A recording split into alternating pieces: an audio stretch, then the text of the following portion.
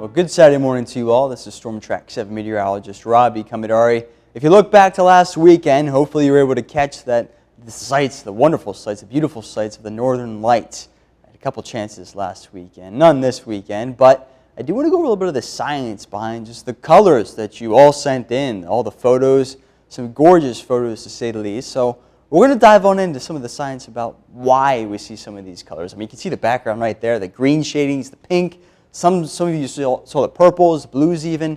We're going to go over all of that in just a second here. But let's take a look at the satellite imagery from, again, last week. And this is kind of a compiled imagery all across at least the northern hemisphere. As you can see, you can check out the ring of the aurora. Again, that's the white shading that you can see here. It's just a compilation of what we saw, at least in terms of the Northern Lights. So pretty cool view, at least from the satellite perspective, well up above our heads. But again, just to go over a basic overview of how the Northern Lights form in the first place. Of course, we know Earth has a magnetic field that's basically generated from all the molten iron inside the Earth's core, of course. But in terms of the sun, we have to consider the solar wind. So we start with the corona, basically. If you remember the solar eclipse from just over a month ago, back on April 8th, if you saw the total solar eclipse, the white shading or the white streaks that you saw around the moon's shadow on the sun, that's what's known as the corona, the sun's upper atmosphere. And that tends to at least release or emits these charged particles out into space, and that's in the form of the solar wind. And sometimes that's directed towards the Earth, and once those particles, it takes a few days at most to basically make their way to the Earth's magnetic field. But once they do, they travel around the magnetic field, and sometimes they make their way into the weakest spots of Earth's magnetic field, which is technically at the poles. And that's why you see the aurora most, or the Northern Lights the most, at the Earth's poles, whether that's the North or the South Pole. Of course, that's what we're talking about there.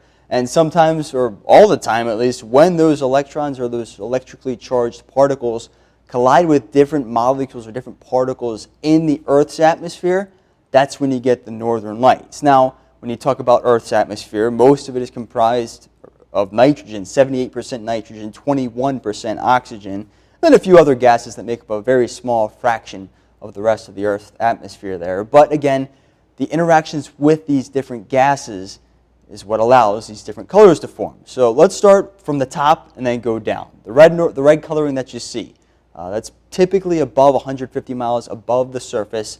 And that's all due to the fact that oxygen molecules are being excited and interacted with these electrically charged particles, again, from the solar wind.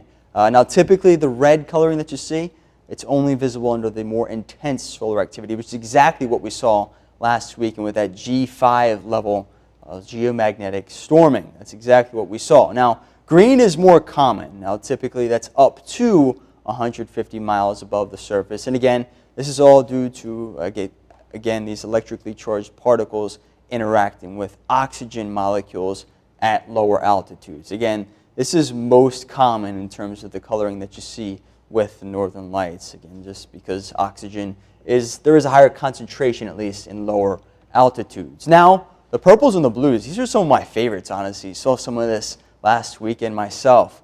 This is all, in fact, due to, again, nitrogen molecules being interacted with by those electrically charged particles, say around 60 miles up or below that range, I should say, above the Earth's surface. Now, just like the red coloring that you see, you do need more intense solar activity, again, like that G5 level, the observations that we saw last weekend. So again, this is just a generic idea of what we see and why we see the colors that we do when talking about the Northern Lights. If you want to find out more information, be sure to go check out Schnack's weather blog on kwwl.com.